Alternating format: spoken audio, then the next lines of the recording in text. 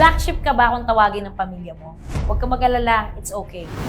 Pero, may kaakibat yan. Ako, before, tawag talaga sa akin black sheep. Kasi yung mga kapatid ko, masunurin sila, they're all graduates, tapos ako hindi ako nakagraduate. Ako talaga yung pinakasakit sa ulo sa pamilya ko before. Pero alam nyo, hindi ako proud doon. Hindi ako proud na ako yung pinakasakit sa ulo sa pamilya ko. Kasi naawa din ako sa parents ko. Naawa din ako sa mga pinagdaanan nila sa akin. Ako yung pinakasakit nila sa ulo. But you know why black sheeps actually became the most successful child madalas sa mga pamilya? It's because black sheeps are always outside. Sila yung lagi napapagalitan, laging di nauwi. Kasi nagiging street smart sila. You know what?